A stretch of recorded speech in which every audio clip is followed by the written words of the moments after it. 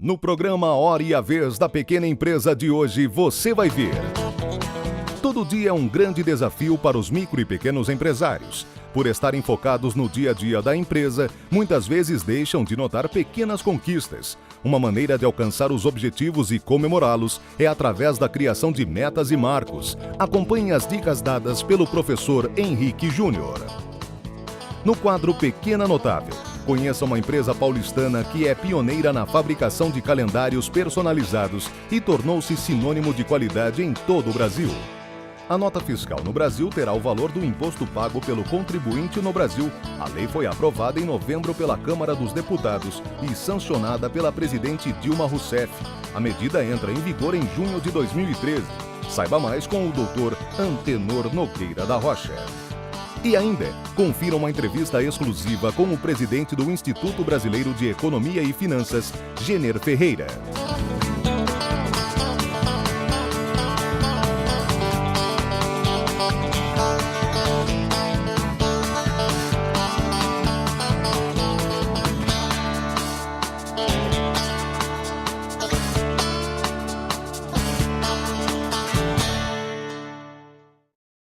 As micro e pequenas empresas já são 7 milhões em todo o Brasil e representam 22% do PIB nacional. 60% da mão de obra com carteira assinada trabalham em micro e pequenas. Por tudo isso, a Secretaria Especial para este setor é tão importante para o Brasil, para a nossa indústria, para o fortalecimento do mercado interno e para o aumento da nossa competitividade. Secretaria Especial da Micro e Pequena Empresa. O SIMP defende essa iniciativa. Apoie você também.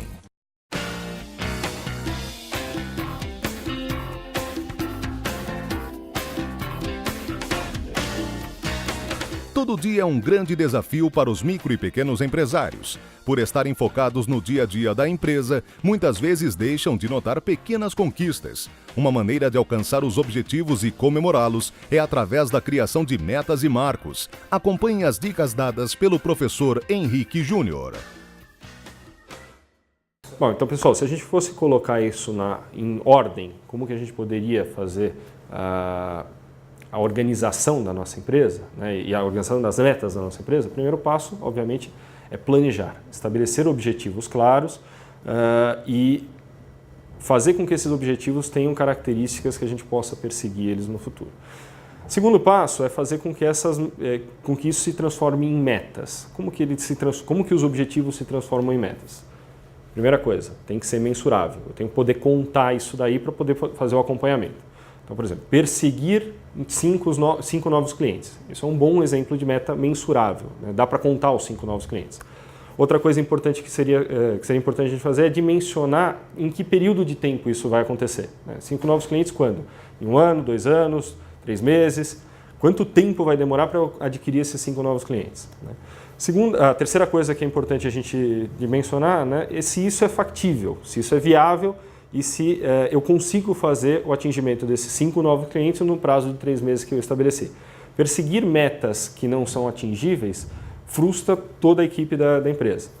E aí, finalmente, você tem que ter todas as pessoas envolvidas nesse processo em consenso com essas metas estabelecidas. Todo mundo tem que acreditar que aquilo é viável, todo mundo tem que estar de acordo que essas metas são perseguíveis, né? Finalmente, essas metas têm que ser desafiadoras. Você não quer que a sua empresa caia na mesmice e no marasmo. Todos os objetivos e metas que você estabelecer para a sua empresa tem que gerar algum nível de desafio para a empresa para que ela possa crescer.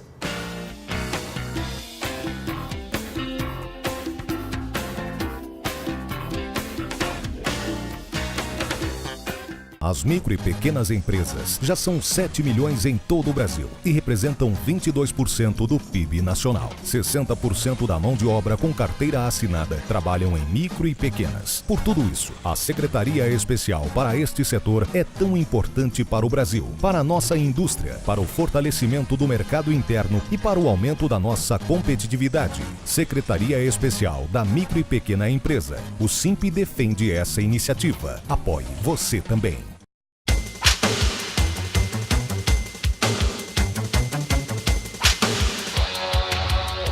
Estamos próximos ao início de um novo ano e esta pequena empresa de São Paulo produz um dos itens que tornam a vida de muitas pessoas mais prática: o calendário.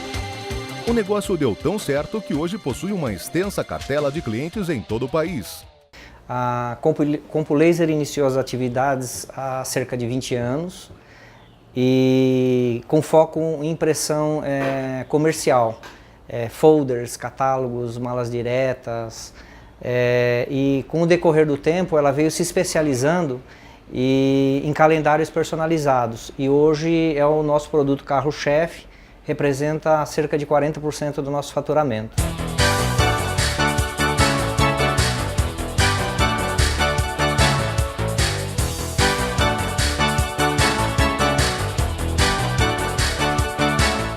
Após a etapa de criação, nós temos algumas fases de produção do material.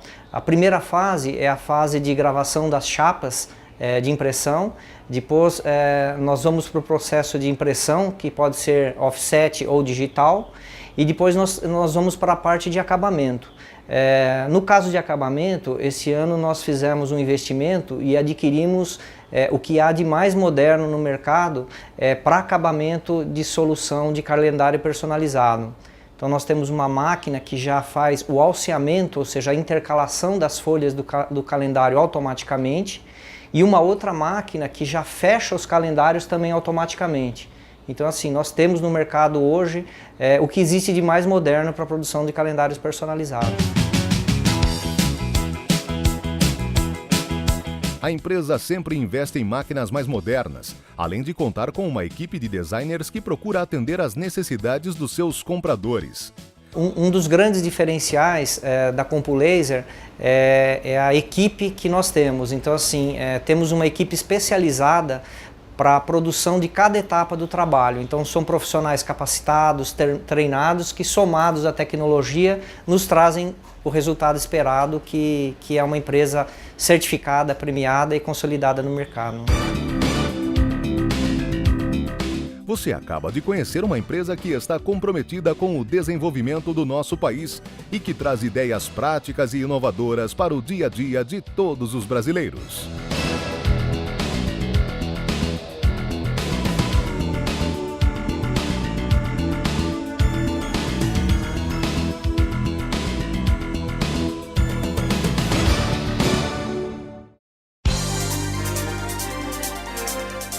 Você está assistindo A Hora e a Vez da Pequena Empresa.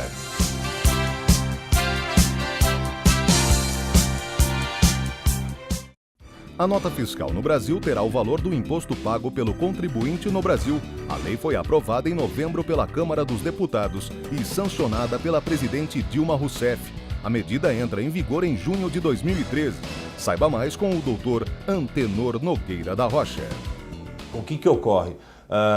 Para o empresário vai haver algumas situações onde ele vai ter que adequar o seu sistema para que na emissão da nota fiscal ou do cupom fiscal esses valores ou esses impostos ou esses tributos sejam demonstrados de forma estimativa para os consumidores. Daqui 6 meses o empresário deve sim demonstrar para os consumidores o quanto ele paga de tributo.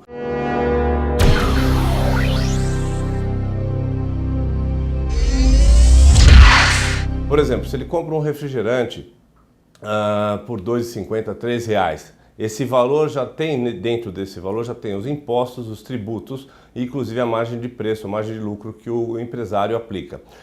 Então, virá o valor R$ 3, deverá vir, por exemplo, ICMS, 18% de ICMS, vai vir o valor, 5% do IPI, 10% do IPI, ou 3% da COFINS, 0,65% de PIS, PASEP, CID, quando for o caso de combustíveis, por exemplo. Então, a partir de agora, a partir daqui 6 meses, na verdade, o consumidor vai ter acesso a essa informação. Então, é muito importante que os empresários tomem já façam as adequações necessárias com relação ao seu sistema de gerenciamento dessas notas fiscais, de cupom fiscal, de emissão fiscal, para que possa cumprir a lei. Haverá sanções, sim, a lei determina que haverá sanções caso não seja cumprida essa legislação à risca.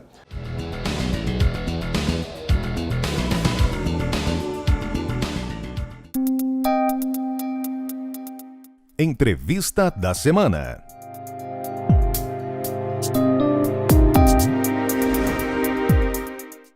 O nosso convidado de hoje é um especialista, um estudioso e presidente do IBECOM. Nosso convidado é o Dr. Jenner Ferreira. É um prazer tê-lo conosco. Prazer é meu. Jenner, especificamente, o que é o IBECOM e qual o teu expertise? O Instituto realiza estudos na área econômica, sendo que nos últimos 5 anos nós nos especializamos nas questões de regulação de mercado. Então, sempre que houver a presença de agências reguladoras, né, no setor da economia, a gente desenvolve estudos. Ou seja, medidas do governo que afetam a vida das pessoas para o bem ou para o mal. No seu aspecto econômico-financeiro. Claro. E o senhor é o presidente do IBECOM? Isso, eu estou presidente nesse momento. Muito bem. O SINP encomendou um estudo específico sobre energia elétrica no estado de São Paulo e se isso afetaria ou não o eixo competitivo. É real essa afirmativa? Essa é uma preocupação que acabou sendo comprovada pelo nosso estudo, né, que mostrou claramente que há um desvio muito grande, né, com relação ao insumo energia elétrica entre a micro, pequena e grande empresa. Qual a medida que o governo propôs de 28% de redução para as grandes empresas e 19% aproximadamente para as micro, pequenas e médias empresas? Qual a sua conclusão? O nosso entendimento é que não há nenhum motivo técnico que justifique um desconto escalonado. A energia paga pela micro e pequena empresa é uma energia mais cara. A micro paga 135% a mais do que a grande empresa. Hoje. E isso tem se mantido relativamente constante nos últimos 4 anos. Ou seja, o discurso de dizer o grande consome mais, por isso ele tem que ter um desconto, uma redução de preço maior do que o micro e pequeno, no caso em pauta da medida provisória, tecnicamente não se justifica. Não, do ponto de vista técnico, não houve nenhum argumento que justificasse essa posição. E o seu estudo concluiu isso? Essa foi a nossa conclusão. Isto muda o eixo de competitividade das empresas? Se feito dessa maneira, fica claro, né, a inserção de um subsídio cruzado, fazendo com que o pequeno e o micro subsidiem a energia para a grande indústria. Bem, então na prática nós temos uma medida que todos nós temos que louvar, que é redução de custo, condição competitiva, mas no meio disso essa história de tarifa justa, essa história de condição competitiva para o micro e pequeno, na verdade, o micro e pequeno está pagando a conta do grande. Esse discurso político acaba escondendo aí um possível subsídio cruzado, caso se confirme esse escalonamento. Bem, o IBECOM fez o estudo para o SINP. Este é o estudo que foi feito com os vários relatórios e essas conclusões técnicas feitas sobre a sua presidência, com os economistas, com o SINP, que é estudioso da matéria, especialista, etc. Dentro desse cenário do subsídio cruzado, do eixo competitivo que se desloca a favor da grande corporação em detrimento, e o argumento técnico inexistente, porque hoje o micro e pequeno já paga um diferencial de 135% em relação ao mesmo quilowatt de energia. Então, difere de preço justo, na verdade, que tem campanhas por aí falando em preço justo, na verdade é uma grande falácia. O preço é justo na medida em que promove o equilíbrio e a isonomia. Que não é o caso em pauta. E hoje nós estamos com essa diferença já consolidada. Bom, nós enviamos esse estudo a todos os governadores do Brasil, a todos os senadores, a todos os deputados federais, ao Executivo, à Presidência da República.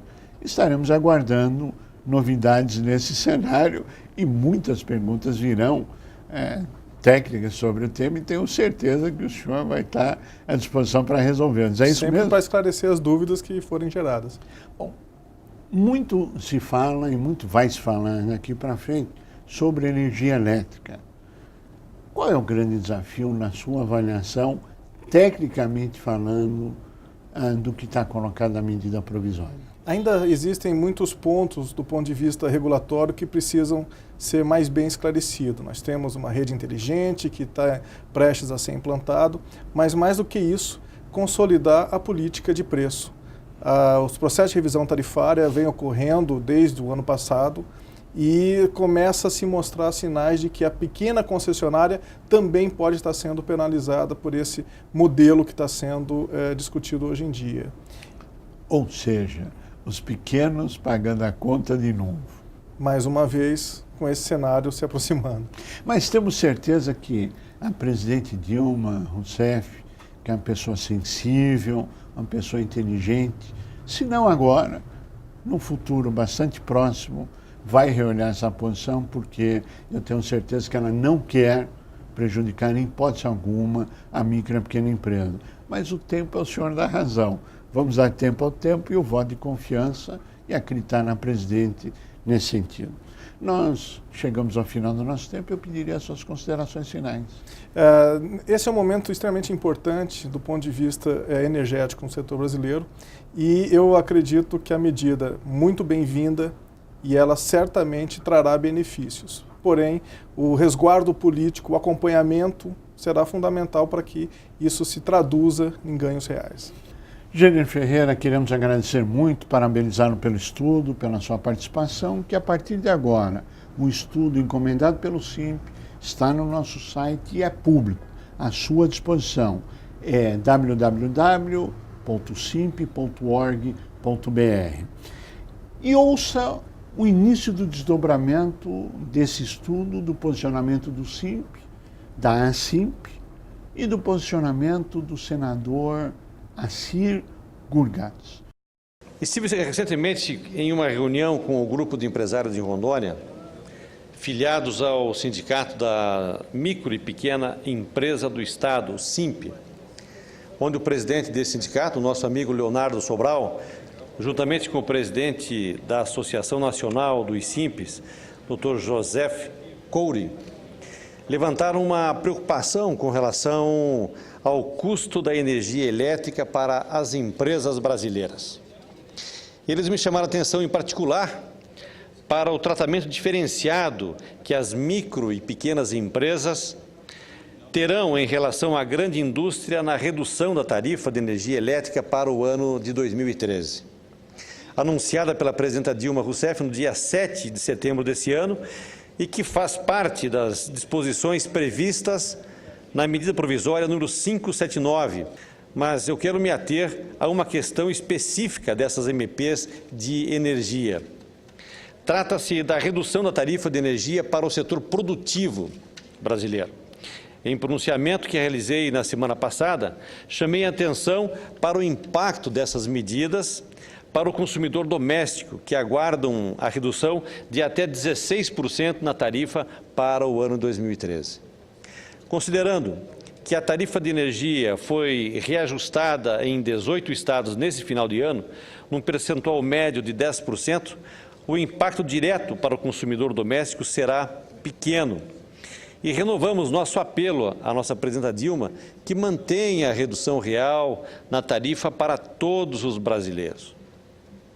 No que diz respeito ao setor produtivo, a redução da tarifa para 2013 será escalonada, girando em torno de 18% em média para as micro e pequenas empresas e de até 28% em média para as grandes indústrias brasileiras.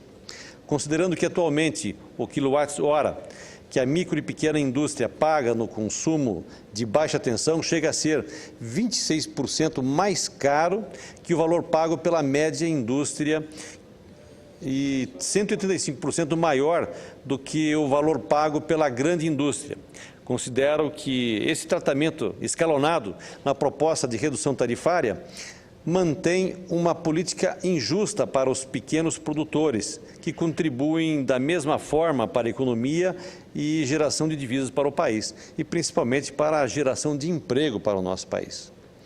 Esse reajuste escalonado, senhor presidente, desloca o eixo da competitividade em favor da grande indústria, quando a micro, pequena e média indústria contribuem para a maior parte do PIB, geram mais impostos e empregam mais trabalhadores. Precisamos tratar o setor produtivo com isonomia, reduzindo a carga tributária de todos os setores sem privilégios. E, nesse caso, em particular, concedendo o reajuste da tarifa de energia no mesmo percentual para todo o setor produtivo, independente do tamanho da empresa. Entendo que não podemos manter essa distorção em nossa política tarifária e apresentei, em nome da bancada do PDT, o pleito dos micro e pequenos empresários ao relator, o revisor da MP 579, o deputado Eduardo Cunha, do PMDB do Rio de Janeiro, para que ele possa contemplar essa reivindicação do setor produtivo em seu relatório final, visto que as mais de 400 emendas apresentadas até agora não contemplam a isonomia de tratamento ao setor produtivo brasileiro. Defendo, senhor presidente, o clamor das pequenas empresas para que o índice percentual de redução da tarifa de energia da pequena empresa seja o mesmo da grande indústria. Entendo que não podemos prejudicar a condição competitiva do pequeno em relação ao grande. Esta é uma questão de interesse não apenas dos pequenos empresários, mas de todos os brasileiros, de toda a sociedade. Portanto, manifesto a minha solidariedade e meu apoio aos pequenos empresários e vamos atuar aqui no Congresso Nacional, junto ao Governo Federal, para atender o pleito dos pequenos empresários e tratar o setor produtivo com isonomia, independente do seu tamanho. O Brasil é grande e é para todos os brasileiros. Senador Assir Gurgax, nós queremos agradecê-lo profundamente pelo posicionamento firme, elucidativo, feito no Senado Federal. Esperamos que outros senadores, esperamos que o Executivo possa se convencer da seriedade, da profundidade e da oportunidade desse discurso tão brilhante e tão necessário na defesa do micro e pequeno, porque tarifa justa, preço justo, é aquele que mantém condição de competitividade, mantém incentivo à produção e faz com que o micro e pequeno, maior empregador desse país, se torne competitivo para manter mercado interno e geração de emprego. E a vocês que estiveram conosco, nosso mais profundo agradecimento, com a certeza que estaremos juntos na semana que vem. Até lá! As micro e pequenas empresas já são 7 milhões em todo o Brasil e representam 22% do PIB nacional. 60% da mão de obra com carteira assinada trabalham em micro e pequenas. Por tudo isso, a Secretaria Especial para este setor é tão importante para o Brasil, para a nossa indústria, para o fortalecimento do mercado interno e para o aumento da nossa competitividade. Secretaria Especial da Micro e Pequena Empresa. O SIMP defende essa iniciativa. Apoie você também.